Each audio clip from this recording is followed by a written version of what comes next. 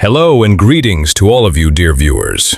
In this video, we review the latest attacks by Russian and Ukrainian forces on April 20th and 21st. Reports indicate that Russian forces are using FPV drones to target vehicles and motorcycles used by Ukrainian troops in the city of Maritsia. These attacks, carried out with high precision and in a short time, are considered part of new tactics in urban warfare. At the same time, sources say that in response to this threat, special anti-drone nets have been installed in some streets of the city. These structures are designed to limit the movement of drones.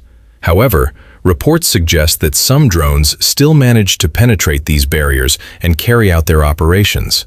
Observers say these developments once again highlight the growing role of unmanned technologies in reshaping battlefield dynamics and increasing the complexity of urban warfare.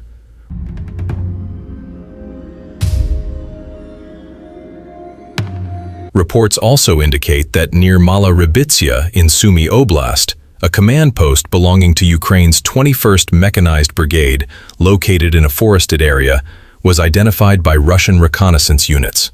Following this, Russian aircraft reportedly struck the position using heavy bombs. Russian sources claim that the attack caused significant destruction and casualties among Ukrainian forces, although these claims have not been independently verified. In the city of Myropilske, Ukrainian forces reportedly used kamikaze drones to target Russian troop positions and concentrations. These attacks, carried out with high accuracy, are part of common frontline tactics and further emphasize the role of drones in increasing the speed and precision of battlefield operations. Now we turn to the Kharkiv axis, an area where numerous attacks have been reported and which shows signs of widespread destruction across its path. Reports indicate that in the Kharkiv direction, a special unit known as Okhotnik, affiliated with the Akhmat Special Forces under the Russian Ministry of Defense, has targeted and destroyed vehicles used by Ukrainian forces. These operations are part of ongoing fighting in this axis and are aimed at limiting the enemy's mobility and logistics along the front lines.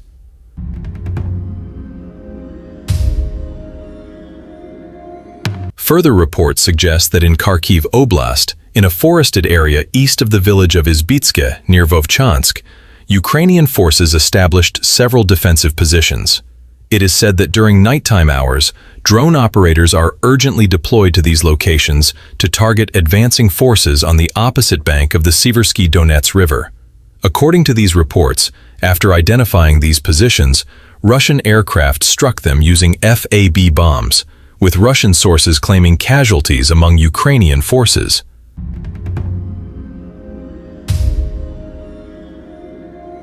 There are also reports that a Ukrainian reconnaissance strike drone of the Baba Yaga type was targeted and destroyed by a Russian FPV drone equipped with fiber optic communication.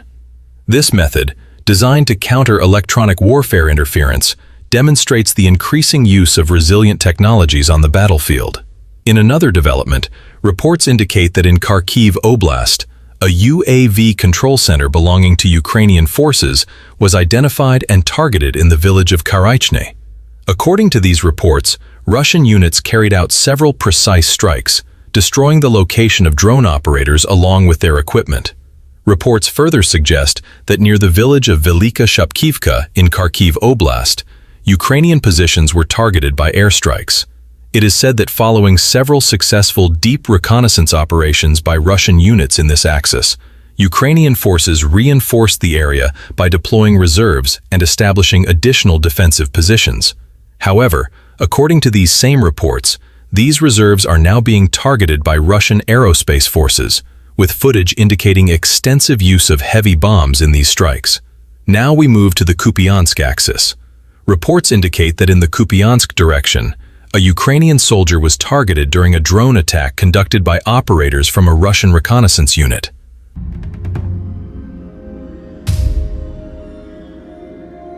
Next, we turn to the Sloviansk axis, where intense fighting has been reported.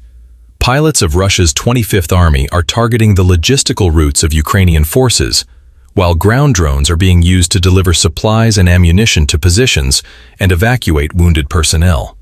However, these movements are continuously monitored by aerial reconnaissance systems, which quickly relay coordinates for precise strikes.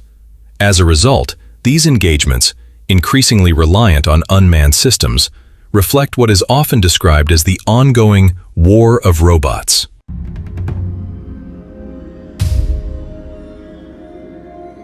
Drone operators from the 25th Army are actively targeting Ukrainian logistical routes, where ground drones are used for transporting supplies, ammunition, and evacuating the wounded along the front line.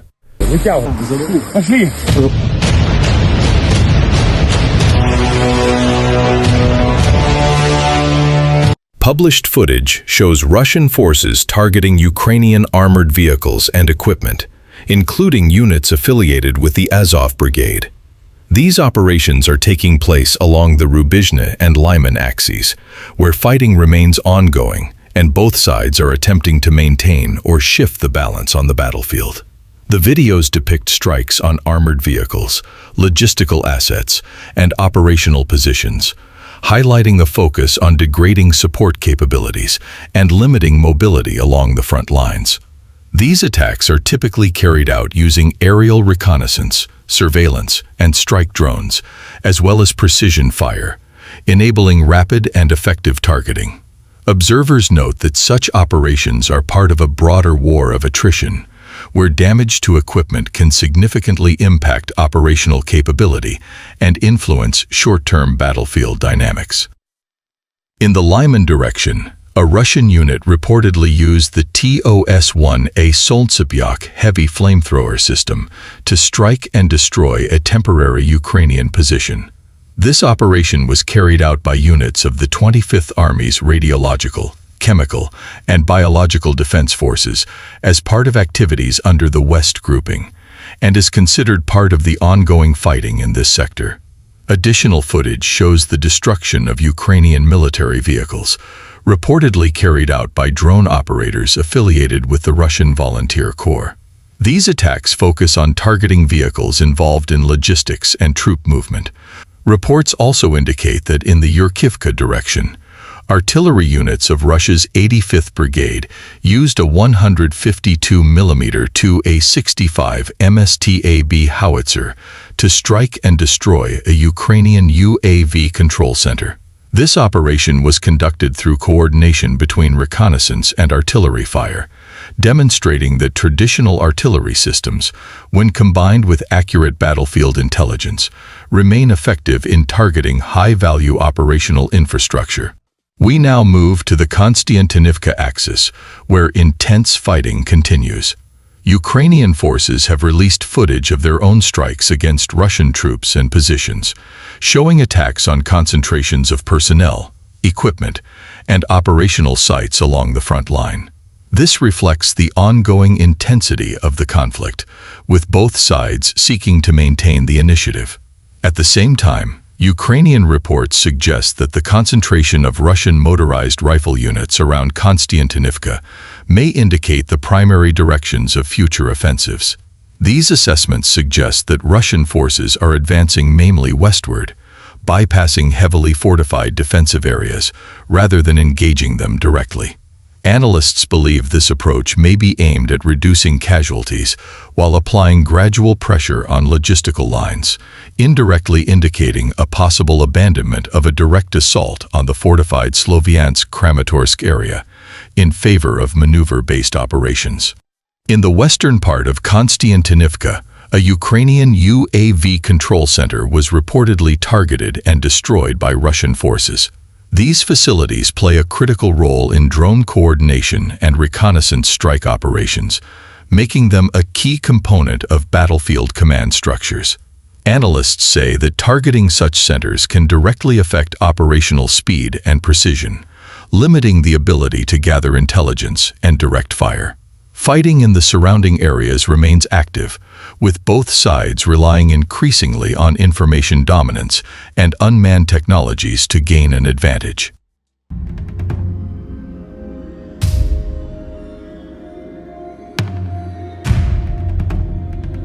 In the Pokrovsk direction, within the area of responsibility of Ukraine's 147th Separate Artillery Brigade of the Air Assault Forces, reports indicate that Russian forces have suffered significant losses over the past week. These losses are attributed not only to artillery fire, but also to the effective use of unmanned systems. FPV drones and other unmanned platforms have reportedly identified and destroyed concealed artillery positions and their protective cover. These operations, aimed at weakening firepower and reducing mobility, highlight the growing integration of drone technology with traditional artillery on the battlefield. And according to Ukrainian sources, this trend continues at the same intensity. In the Donbas region, reports indicate that a joint operation between a unit known as Rubicon and the Russian Aerospace Forces was conducted to identify and destroy Ukrainian UAV control centers. In this operation, reconnaissance assets first located these positions, after which they were targeted with coordinated airstrikes. Such facilities are considered crucial for drone coordination and battlefield awareness, and their destruction can significantly impact operational efficiency and response times.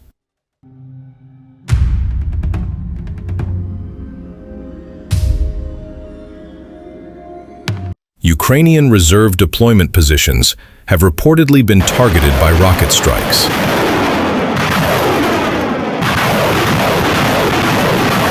According to the footage, Grad multiple launch rocket systems were used after aerial reconnaissance identified these positions. Reports suggest that the strikes disrupted the rotation and movement of Ukrainian units in this sector, complicating their operational planning and highlighting the impact of combining aerial surveillance with indirect fire on battlefield mobility. In the axis from Stepnohirsk to Primorska, active fighting has been reported around Kamyanska. According to these reports, Ukrainian forces launched an assault using an infantry unit toward Primorska, while a small infantry group advanced from the direction of the former Kakhovka Reservoir Dam. However, they reportedly came under Russian fire during their advance.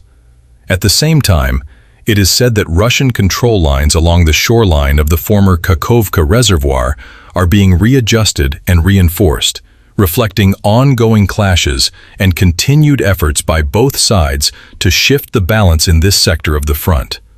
Overall, what emerges from this set of reports and footage is a picture of a conflict that is increasingly defined by technology, speed, and precision.